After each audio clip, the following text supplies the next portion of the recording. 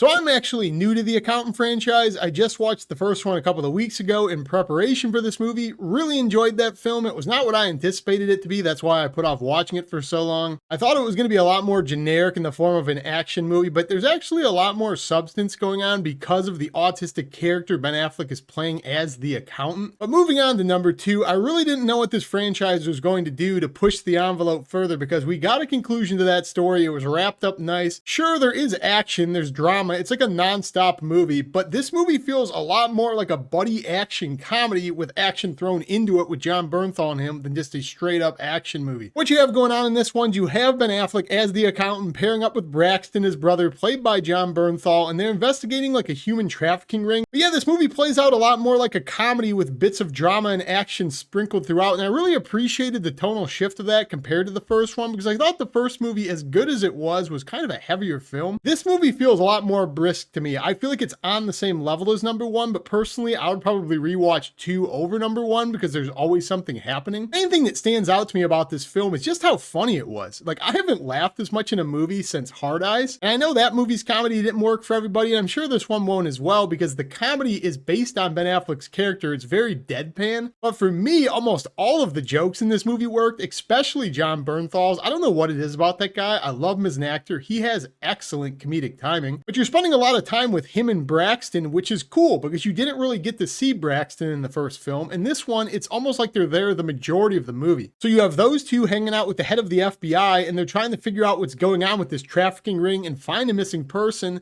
But all throughout, before you even get to the big conclusion where this movie is very backloaded with action, you just get a ton of ongoing bits between the brothers. So it's very light in tone. It's very funny. You don't go more than 5 or 10 minutes in this movie without a scene of action or a scene that makes you laugh. And I really appreciated that because the movie's over 2 hours long. I did not feel the runtime at all with this movie. I have to be honest, when this movie started off the bat, I wasn't really digging Ben Affleck's character because it's been so many years since the first one. I was wondering if he still had it, like what he gave to that character. So in the very beginning of it, I was just looking at this like, Ben Affleck just looks and feels old. Like, it doesn't feel like he remembers how to play this character. By like the half an hour mark or so, his deadpan humor had returned again. He really won me over again as the accountant role because, as I said, it's been almost a decade now since the first one. I feel like it's one of the most forgotten action films of the past decade. When it does get going, I really like the fact that it just felt nonstop to me. It's like a perfect trifecta of action, comedy, and drama. It felt like there was always something happening in this movie. If you're somebody who's kind of worried coming from the first one or you're not familiar with this franchise, don't be. I think this movie can even be watched without watching the first one. It's completely independent. But if you are somebody coming from the first movie and you're a little bit worried like I was, like, what are we going to do with this franchise? Don't be, because I think it has its own redeeming qualities that makes this movie completely unique. Really, the only reason anything in this movie works, in my opinion, is because it's carried hard by the two leads, Jon Bernthal and Ben Affleck. They just have awesome chemistry as these goofy brothers. It takes a while for them to win you over, but when they do, you just love hanging out with these guys. In fact, I would say that's one of the negatives to this movie. Anytime you're not spending time with the brothers and they're building up the subplot with the FBI agent, you kind of don't care because you just want more of the buddy hangout between the brothers. But that's a credit to them for being so good and having such good chemistry that they can just steal over the movie's core to that extent. At least that's how I felt about it. My theater was in an uproar. It was almost constant laughter. I think 99% of the jokes hit. Everybody was having a great time in my showing. I don't want to say this movie is mismarketed, but it feels like it kind of was, because going into this one, I thought it was going to be basically only the brothers and heavy on the action, and it's really not. It might actually have less action than the first movie. I thought this movie was crazy backloaded with action, and I really enjoyed the last 20 or 30 minutes of it when it gets to be action heavy. It was a lot more on the drama and comedy side than I thought, so know that going into it as well. But when you do get to the action, I think it's really good. I think this has better action than number one, and it has an absolutely awesome one-take scene where they're following Ben Affleck and Jon Bernthal's characters out in the open and they're taking on this school bus of enemies. It's just a great one take, and I thought it was awesome. I liked the action a lot in this. Again, you're just watching these buddy brothers hang out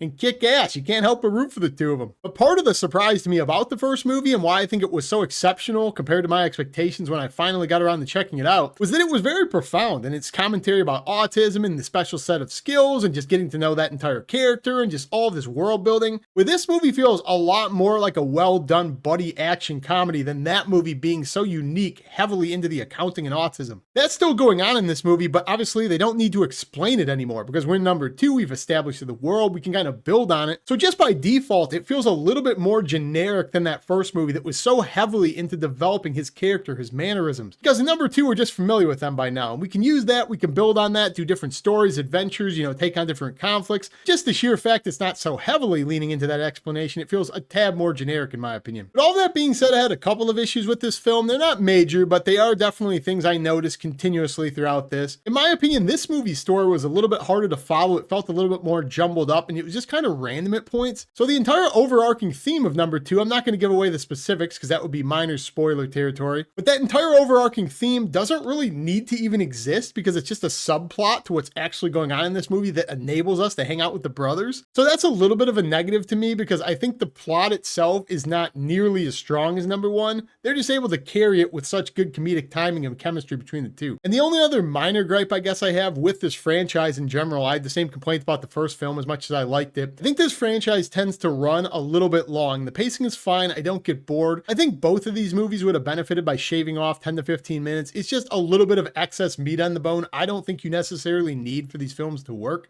But all of that being said, in my opinion, I think this movie is pretty much comparable to the first film. It's just a little bit different in the way it's structured. So if you are a fan of this franchise, I think you know a little bit of what you're getting going into it. If you like that first movie, I can all but guarantee you'll like the second movie. Ben Affleck and Jon Bernthal have great chemistry. You get to see the two of them kick ass together. I mean, what more could you ask for than that? Again, this is one of the funnier movies I've seen this year. I was not expecting that, but I laughed a good bit. I thought it was a lighthearted, fun time at the movies, and that's what I want out of my action movies. Good action, good laughs, some drama, and some heart sprinkled in. You get some conclusion at the end.